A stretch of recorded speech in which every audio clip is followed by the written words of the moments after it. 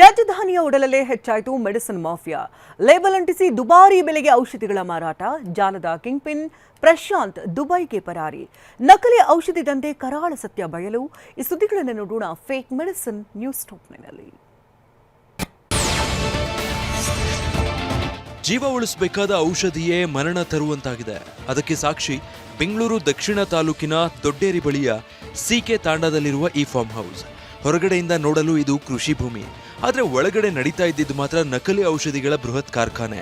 ತಾವರೆಕೆರೆ ಪೊಲೀಸರು ಹಾಗೂ ಆಹಾರ ಮತ್ತು ಔಷಧಿ ಆಡಳಿತ ಇಲಾಖೆಯ 30ಕ್ಕೂ ಹೆಚ್ಚು ಅಧಿಕಾರಿಗಳು ಜಂಟಿ ದಾಳಿ ನಡೆಸಿದಾಗ ಬಯಲಾಗಿದ್ದು ಬರೋಬ್ಬರಿ 6 ಕೋಟಿ ರೂಪಾಯಿಗೂ ಅಧಿಕ ಮೌಲ್ಯದ ನಕಲಿ ಔಷಧಿ ಜಾಲ ಪತ್ತೆಯಾಗಿದೆ.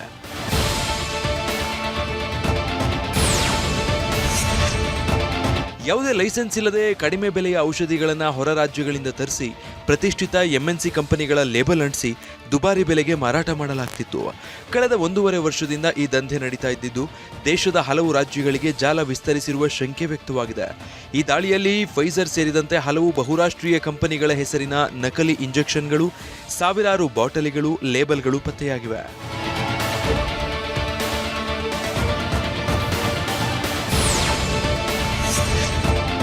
ಐಸಿಯುನಲ್ಲಿ ಬಳಸುವ ಹೈ ಎಂಡ್ ಔಷಧಿಗಳನ್ನೇ ನಕಲಿ ಮಾಡಿರೋದು ಆತಂಕಕ್ಕೆ ಕಾರಣ ಆಗಿದೆ.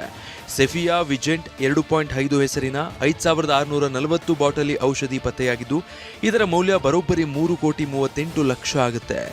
ಹಿಜ್ಲಾಮ್ ಹೆಸರಿನ 1531 ಬಾಟಲಿ ಪತ್ತೆಯಾಗಿದ್ದು ಇದರ ಮೌಲ್ಯ 52,24,000 ರೂಪಾಯಿ ಆಗುತ್ತೆ. ಕ್ಸಾವಿಟಾಸ್ ಇಂಜೆಕ್ಷನ್ 470 ಬಾಟಲಿ ಪತ್ತೆಯಾಗಿದ್ದು ಇದರ ಮೌಲ್ಯ 27,49,000 ರೂಪಾಯಿ ಇದೆ. ಎಂಬ್ಲಾವೆಕ್ ಹೆಸರಿನ 264 ಔಷಧಿ ಬಾಟಲಿ ಸಿಕ್ಕಿದ್ದು ಇದರ ಮೌಲ್ಯ 20,59,000 ರೂಪಾಯಿ ಆಗುತ್ತೆ. ಝಾವಿಸೆಫ್ಟಾ ಹೆಸರಿನ 165 ಇಂಜೆಕ್ಷನ್ ಬಾಟಲಿ ಪತ್ತೆಯಾಗಿದ್ದು ಇದರ ಮೌಲ್ಯ 5,45,000 ರೂಪಾಯಿ ಇದೆ. ಇನ್ನು ಟಿಗಿಂಟ್ 44 ಬಾಟ್ಲಿ, ಟಿಗಿನೆಟ್ ಹೆಸರಿನ 44 ಬಾಟ್ಲಿ ಇಂಜೆಕ್ಷನ್, ಆಜ್ಟ್ರಿಯೋ ಇಂಜೆಕ್ಷನ್ 190 ಬಾಟ್ಲಿ, ಟ್ರೆಜಾಮ್ ಇಂಜೆಕ್ಷನ್ 50 ಬಾಟ್ಲಿ, ಹೀಗೆ 8ಕ್ಕೂ ಹೆಚ್ಚು ವಿವಿಧ ಕಂಪನಿಗಳ ನಕಲಿ ಔಷಧಿ ಮತ್ತು ಇಂಜೆಕ್ಷನ್ಗಳು ಪತ್ತೆಯಾಗಿವೆ. ಇದೆಲ್ಲ ಒಂದು ಹೈ ಎಂಡ್ ಆ್ಯಂಟಿಬಯೋಟಿಕ್ ಏನು ICU ಯೂಸ್ ಮಾಡ್ತಾರೆ. ICU ಯೂಸ್ ಮಾಡುವಂತಹ ಒಂದು ಮೆಡಿಸಿನ್ಗಳು. ಅದನ್ನು ಏನು ಕಡಿಮೆ ರೇಟಿಂದು ತಂದು ಇಲ್ಲಿ ಒಂದು ವಿದೇಶಿ ಕಂಪ್ನಿಯ ಪ್ರಾಡಕ್ಟ್ ಥರ ಅದನ್ನು ರೀಲೇಬ್ಲಿಂಗ್ ಮಾಡಿ, ರೀಪ್ಯಾಕಿಂಗ್ ಮಾಡಿ, ಮತ್ತು ಬೇರೆ ಬೇರೆ ಮೆಡಿಸಿನ್ಸ್ಗಳನ್ನೆಲ್ಲ ದಾಸ್ತಾನಿಟ್ಟಿರೋದೆಲ್ಲ ನೋಡಿ ಇದನ್ನು ಏನಾದರೂ ಸ್ಪೂರಿಯಸ್ ಆಗಿ ಮಾಡ್ತಿದ್ದಾರೆ ಮತ್ತು ಇದನ್ನು ಇಲ್ಲೀಗಲ್ ಆಗಿ ಮಾಡ್ತಿದ್ದಾರೆ ಅಂತ ಅವರು ಅದನ್ನು ದೃಢಪಡಿಸಿದ ನಂತರ ಅವ್ರು ಕೊಟ್ಟಂಥ ಕೇಸ್ ಮೇಲೆ ನಾವು ಏನು FIR ರಿಜಿಸ್ಟರ್ ಮಾಡಿದ್ದೀವಿ. FIR ರಿಜಿಸ್ಟರ್ ಮಾಡಿ ತನಿಖೆ ಮಾಡ್ತಾಯಿದ್ದೀವಿ. ನಕಲಿ ಔಷಧ ಜಾಲದ ಕಿಂಗ್ ಪಿನ್ ಪ್ರಶಾಂತ್ ತಮಿಳುನಾಡು ಮೂಲದ ಶರಿಯಪ್ಪ ಅನ್ನೋರಿಗೆ ಸೇರಿದ ಜಮೀನನ್ನ ಬೆಂಗಳೂರಿನ ಫಾರ್ಮಸಿಸ್ಟ್ ಪ್ರಶಾಂತ್ ಲೀಸ್ಗೆ ಪಡೆದಿದ್ದ. ಇಲ್ಲೇ ನಕಲಿ ಔಷಧಿ ದಂಧೆ ಶುರು ಮಾಡಿದ್ದ. ಸದ್ಯ ಪ್ರಶಾಂತ್ ದುಬೈನಲ್ಲಿ ತಲೆಮರೆಸಿಕೊಂಡಿದ್ದಾನೆ. ಪ್ರಕರಣದಲ್ಲಿ ರಾಮನಗರ ಮೂಲದ ಪ್ರಭುದೇವ್ ಬಂಧನ ಆಗಿದ್ದು ಕಿಂಗ್ ಪಿನ್ ಪ್ರಶಾಂತ್ ಬಾಮೈದ ತೇಜಸ್ ಹಾಗೂ ವೆಂಕಟೇಶ್, ನವೀನ್ ಅನ್ನೋರನ್ನ ಪೊಲೀಸರು ವಶಕ್ಕೆ ಪಡೆದಿದ್ದಾರೆ. ಇನ್ನು ಈ ಹಿಂದೆ ಪ್ರಶಾಂತ್ ಬೆಂಗಳೂರಿನ ಚಾಮರಾಜಪೇಟೆಯಲ್ಲಿ ಮೆಡಿಕಲ್ ಶಾಪ್ ಇಟ್ಕೊಂಡಿದ್ದ. ರಾಮನಗರದಿಂದಲೇ ನಕಲಿ ಔಷಧಿಗಳನ್ನ ಸಪ್ಲೈ ಮಾಡ್ತಿದ್ದ.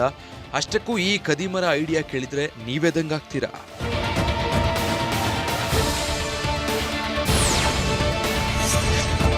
ಫಾರ್ಮ್ ಹೌಸ್ನಲ್ಲಿ 1.5 ವರ್ಷದಿಂದ ನಕಲಿ ಔಷಧಿ ದಂಧೆ ನಡೀತಾ ಇದ್ದು ಹಿಮಾಚಲ ಪ್ರದೇಶ, ತೆಲಂಗಾಣದಿಂದ ಕಳಪೆ ಔಷಧಿ ಆಮದು ಮಾಡಿಕೊಳ್ಳಲಾಗಿತ್ತು.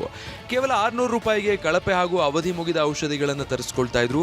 ಈ ನಕಲಿ ಔಷಧಿಗಳಿಗೆ ಬಹುರಾಷ್ಟ್ರೀಯ ಕಂಪನಿಗಳ ಲೇಬಲ್ ಹಾಕ್ತಿದ್ರು. ಆ ಮೂಲಕ MNC ಕಂಪನಿಗಳ ಹೆಸರಲ್ಲಿ ನಕಲಿ ಔಷಧಗಳಿಗೆ ಬ್ರ್ಯಾಂಡ್ ರೂಪ ಕೊಡ್ತಾ ಇದ್ರು.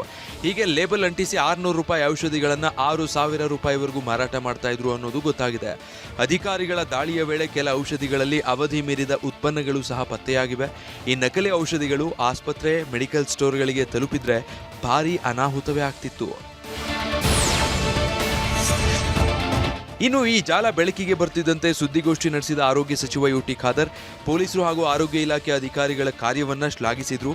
ಅಷ್ಟೇ ಅಲ್ಲ, ಪ್ರಕರಣದ ಬಗ್ಗೆ SIT ರಚಿಸಿ ತನಿಖೆ ನಡೆಸಲಾಗುವುದು ಅಂತ ತಿಳಿಸಿದ್ರು.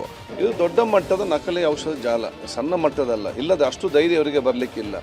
ಬೇರೆ ರಾಜ್ಯದಿಂದ ಇಲ್ಲಿಗೆ ತಂದು ಇಲ್ಲಿಗೆ ಫಾರಿನ್ ಸ್ಟಿಕ್ಕರ್ ಲೇಬಲ್ ಅಂಟಿಸಬೇಕಾದ್ರೆ ಇವನೊಂದು ಧೈರ್ಯಕ್ಕೊಂದು ಪ್ರಶಸ್ತಿ ಕೊಡಬೇಕು ಇವನಿಗೆ, ಆಯ್ತು. ಅದು ಕೂಡ ಜನರ ಆರೋಗ್ಯಕ್ಕೆ ಸಂಬಂಧಪಟ್ಟಾಗೆ ಚೆಲ್ಲಾಟ ಆಡೋದ್ರಲ್ಲಿ. ಆದಾಗ ಇದರ ಬಗ್ಗೆ ನಾವು ಪತ್ತೆ ಹಚ್ಚಬೇಕು, ಕಠಿಣವಾದ ಕ್ರಮ ತೆಗೊಳ್ಬೇಕು. ಅದನ್ನು ನಾವು ತೆಗೊಳ್ತೇವೆ. ಅದಕ್ಕಾಗಿ ವಿಶೇಷ ತಂಡ ರಚನೆ ಮಾಡಲಿಕ್ಕೆ ನಾನು ಮತ್ತು ಗೃಹ ಸಚಿವರಲ್ಲಿ ಚರ್ಚೆ ಮಾಡಿದ್ದೇವೆ. ಮತ್ತು ಯಾವೆಲ್ಲ ಆಸ್ಪತ್ರೆಗಳಲ್ಲಿ ಯಾವೆಲ್ಲ ಪ್ರೈಮರಿಗೆ ನಮ್ಮ ಫಾರ್ಮಸಿಗೆ ಇವರು ಸಪ್ಲೈ ಮಾಡಿದ್ದಾರೆ, ಅಲ್ಲಿಯ ಮಾಲೀಕರು ಯಾರು, ಇದರ ಮಧ್ಯೆ ಏಜೆಂಟ್ಗಳು ಯಾರು, ಮತ್ತು ಯಾವ ಯಾವ ICU ಅಲ್ಲಿ ಈ ಮದ್ದನ್ನು ಉಪಯೋಗ ಮಾಡಿದ್ದಾರೆ, ಸಂಪೂರ್ಣವಾದ ಡೀಟೇಲ್ ಆದ ಎನ್ಕ್ವೈರಿ ಆಗಬೇಕಾದ ಕಾರಣ ಸ್ಪೆಷಲ್ ಒಂದು ಇದಕ್ಕೆ ಇನ್ವೆಸ್ಟಿಗೇಷನ್ ಟೀಮ್ ಮಾಡಬೇಕು. ಇನ್ನು ಗೃಹ ಸಚಿವ ಪ್ರಿಯಾಂಕ್ ಖರ್ಗೆ ಸಹ ಇಂದು ಆರೋಗ್ಯ ಇಲಾಖೆ ಹಾಗೂ ಪೊಲೀಸ್ ಇಲಾಖೆ ಹಿರಿಯ ಅಧಿಕಾರಿಗಳನ್ನು ಒಳಗೊಂಡ SIT ರಚಿಸುವುದಾಗಿ ಹೇಳಿದ್ದಾರೆ. ಈಗಾಗಲೇ ನಾವು ಅವರು ಕೂಡ ಚರ್ಚೆ ಮಾಡಿದ್ದೇವೆ. ಮುಖ್ಯಮಂತ್ರಿಗಳ ಅನುಮತಿ ಮೇರೆಗೆ ಜಂಟಿಯಾಗಿ ಒಂದು SIT ರಚನೆ ಮಾಡಬೇಕು ಅಂತ ನಾವು ಮತ್ತು UT ಖಾದರ್ ಅವರು ಮಾತನಾಡಿಕೊಂಡಿದ್ದೇವೆ. ಈ ನಕಲಿ ಔಷಧಗಳಲ್ಲಿ ಹೆಚ್ಚಾಗಿ ಕ್ಯಾನ್ಸರ್ ರೋಗಿಗಳಿಗೆ ನೀಡುವ ನಕಲಿ ಔಷಧಿಗಳಿರೋದು ಗೊತ್ತಾಗಿತ್ತು. ಹೀಗಾಗಿ ರಾಜ್ಯದ ಜನ ಬೆಚ್ಚಿ ಬಿದ್ದಿದ್ದಾರೆ. ಆದರೆ TV9ಗೆ ಪ್ರತಿಕ್ರಿಯಿಸಿರುವ ಕಿದ್ವಾಯಿ ಆಸ್ಪತ್ರೆಯ ನಿರ್ದೇಶಕ ಡಾಕ್ಟರ್ R ಕೃಷ್ಣಪ್ಪ FDA ಪಟ್ಟಿಯಲ್ಲಿರುವ ಯಾವುದೇ ನಕಲಿ ಔಷಧಗಳನ್ನು ನಾವು ಬಳಸ್ತಾ ಇಲ್ಲ ಎಂದು ಸ್ಪಷ್ಟನೆ ನೀಡಿದ್ದಾರೆ. ಅದೇ ಕಂಪನಿಗಳು ನಮ್ಮಲ್ಲಿ ಪಾರ್ಟಿಸಿಪೇಟ್ ಮಾಡಿಲ್ಲ, ಅವರಿಂದ ನಾವು ಯಾವುದೇ ಮೆಡಿಸಿನ್ಸ್ ನಾವು ಪ್ರೊಕ್ಯೂರ್ ಮಾಡ್ಕೊಂಡಿಲ್ಲ. ಆ ಕಂಪ್ನಿಗಳಾಗಲಿ ಅದ್ಯಾವುದು ಹೆಸರುಗಳು ನೀವೇನು ಮೆಡಿಸಿನ್ಸ್ ಅಂತಂದು ಅಂಥದ್ದು ಯಾವುದು ನಮ್ಮಲ್ಲಿ ಇಲ್ಲ. ನಮ್ಮಲ್ಲೆಲ್ಲ ಸೇಫು, ಎಲ್ಲ ಸರ್ಟಿಫೈಡು, ಎಲ್ಲ ಚೆಕ್ ಮಾಡಿರೋಂಥ ಮೆಡಿಸಿನ್ಸೇ ಇದೆ. ಕೆಲವು ನಕಲಿ ಔಷಧಗಳನ್ನು ವಶಪಡಿಸಿಕೊಳ್ಳೋದಕ್ಕೆ ಆಹಾರ ಸುರಕ್ಷತೆ ಆಡಳಿತ ಔಷಧ ನಿಯಂತ್ರಣ ವಿಭಾಗ ಸುತ್ತೋಲೆ ಹೊರಡಿಸಿದೆ. ಈ ಕುರಿತು ನಿಮ್ಮ ಕಾರ್ಯವ್ಯಾಪ್ತಿಯನ್ನು ಪರಿಶೀಲಿಸಿ ಈ ಔಷಧಗಳು ಲಭ್ಯವಿದ್ದಲ್ಲಿ ತನಿಖೆ ಕೈಗೊಂಡು ವರದಿ ನೀಡುವಂತೆ ಆದೇಶಿಸಿದ್ದಾರೆ.